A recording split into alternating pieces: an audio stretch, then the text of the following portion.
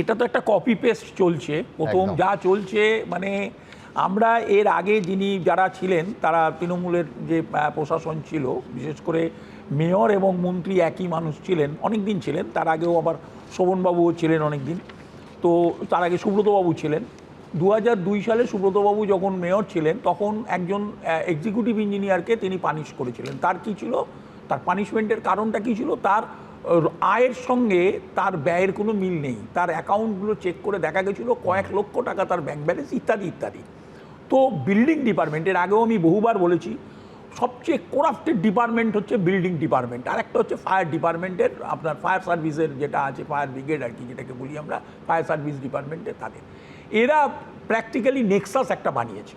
আপনি এখন যদি দেখেন, ওপর থেকে যদি দেখা যায়, তাহলে দেখবেন আপনি কোনো পারমিশন পাবেন না যতক্ষণ না পর্যন্ত আপনি একটা থেকে এনওসি নেবেন। অর্থাৎ আপনি যতক্ষণ না ফায়ারের এনওসি নিচ্ছেন আপনি প্ল্যান স্যাংশন করাতে পারবেন না। এগুলো সব অদ্ভুতভাবে একটা ডিজিটালাইজ করা হয়েছে, কিন্তু এগুলো ধাঁধা, এগুলো চোখের ধাঁধা, কিচ্ছু নেই। ভেতরে ভেতরে সেই একই ম্যানুয়াল অপারেশন চলছে, যেই ম্যানুয়াল অপারেশনে হচ্ছে ব্রাইব, ঘুষ এবং দুর্নীতি এবং বিপুল পরিমাণে টাকার লেনদেন। আর রাজনীতিকরা দায়মুক্ত হতে পারে না। স্টিফেন হাউসের সময়, স্টিফেন কোর্টে যখন হয় ঘটনাটা, তখন এটা বামপন্থীদের শেষ অবস্থা, 2010 সাল। তখন মোটামুটিভাবে পূর্ণ পেয়েছে, দুর্নীতি প্রায় পূর্ণতা পেয়েছে। দ্বিতীয় যখন 2011 সালে যখন আমনির ঘটনা ঘটলো, হাসপাতালে 90 জন মারা গেলেন ওরকম ঘটনা, তখন তিনি কি বলেছিলেন? এটা 34 বছরের পাপ, এটা আমার দায় নেই। ঠিক একই আমাদের মাননীয় মুখ্যমন্ত্রী বর্তমানে যেটা বলছেন, এটা তৃণমূলের পাপ। আরে 2021 সাল পর্যন্ত তো তিনি মন্ত্রী ছিলেন, তিনি তো ছিলেন না তা তো নয়। তৃণমূলের পাপ বলে বারবার এড়িয়ে গিয়ে লাভ নেই। আর পাপের ফল তো দিনের শেষে পাপের ফল ভোগ করছেন আমরা, সাধারণ মানুষ এবং সাধারণ নাগরিক। একটা বাড়িতে ইনি যে বললেন সমস্ত নির্মাণ বন্ধ করে দিয়েছিলেন, আমি দায়িত্ব নিয়ে বলছি, আপনি নির্মাণ চালু করেছেন, আবার যেখানে যেখানে চালু করেছেন সেখানে সেখানে সয়েল টেস্ট করেছে? কার হাতে? মানে চোরকে বলছে চুরি ধরতে হয় না তো। এটা ওই বিল্ডিং ডিপার্টমেন্ট, ওই ফায়ার ডিপার্টমেন্ট, এদেরকে দিয়ে এগুলো করা হচ্ছে। কোথাও সয়েল টেস্ট হচ্ছে না। অর্থাৎ একটা রাস্তায় কতটা পরিমাণ জায়গা ছাড়তে হবে, বা সেই জায়গায় ওই বাড়িটা 5 তলা 6 তলা হবে, ওখানেই তো আসল খেলা। মির্জা গালিব স্ট্রিট দিয়ে হাঁটলে ঠিক ঠিক করছে। আর কলকাতা শহরের সমস্যাটা হচ্ছে, এটা আমরা যখন ববি হাকিমকে বলবার চেষ্টা করেছি, আমি নিজে প্রেস ক্লাবে বলবার চেষ্টা করেছি বা বারবার বলবার চেষ্টা করেছি, উনি আমাদের পাগল মনে করেন। উনি প্রকাশ্যে বলেছেন সব পাগলের প্রলাপ বকে। এই নববাবুর মতো কিছু লোক আছেন, তারা সব পাগলের প্রলাপ বকছেন। ফলে এইটা মুশকিল হচ্ছে আমাদের, যে এটা আমাদের তৃণমূলের আমলে শুনতে হচ্ছে। আর সুস্থ মানুষদের হাতে এই শহরটার মানুষগুলোর কি অবস্থা আজকে দেখা যাচ্ছে। মুসাই ববি হাকিম আজকে পলিটিক্যালি এর রেসপন্সিবিলিটি নেবেন না কেন? কেন নেবেন না?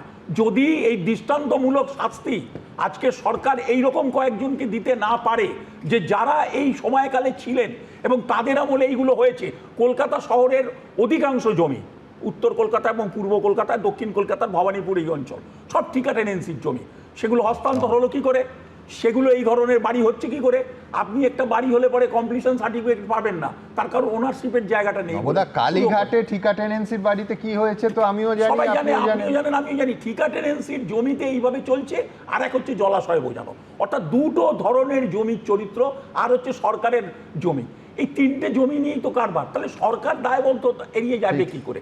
বর্তমান সরকারের অত তড়িঘড়ি, অত তাড়াহুড়ো না করে উচিত ছিল, আমি ব্যক্তিগতভাবে বলছি, উচিত ছিল প্রত্যেকটা কেস টু কেস এই ইনভেস্টিগেশন করা, এবং প্রত্যেকটা কেস টু কেসে কারা কারা ইনভলভ।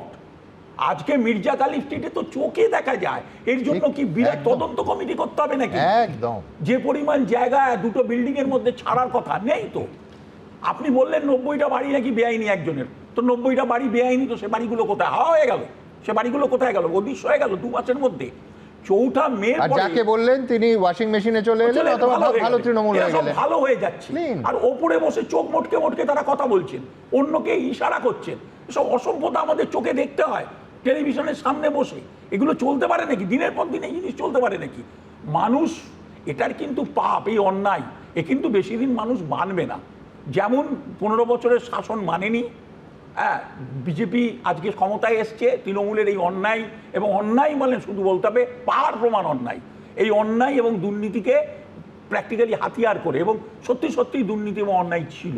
একইভাবে আপনার বামফ্রন্টের সময়ও একই জিনিস ঘটেছে, শেষের দিকটা বামফ্রন্টের একই জিনিস ঘটেছে, এবং এই ধরনের দুর্নীতি চলেছে।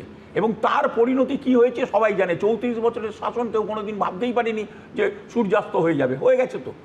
বিজেপি সম্প্রতি সবেমাত্র এসছে, তাকে সব দায় আমি দেব না, কিন্তু এটা তো ঠিক কথা যে এইভাবে এড়িয়ে গেলে হবে না। চোখের সামনেই ঘটনাগুলো ঘটেছে একদম, এবং প্রয়োজনে একটাও আপনারা দৃষ্টান্তমূলক শাস্তি দিলেন না, একটা লোককেও আপনারা পলিটিক্যালি দৃষ্টান্তমূলক শাস্তি দিলেন না এই বেআইনি কাজগুলোর জন্য। কলকাতা শহরের যাবতীয় বেআইনি কাজ জলাশয় বুঝিয়েছে, তলার লেভেলের দুটো ফচকে ছোঁড়া, দুটো অমুক, দুটো তমুক, এদেরকে ধরছেন। এবিপি আনন্দ, এগিয়ে থাকে, এগিয়ে রাখে।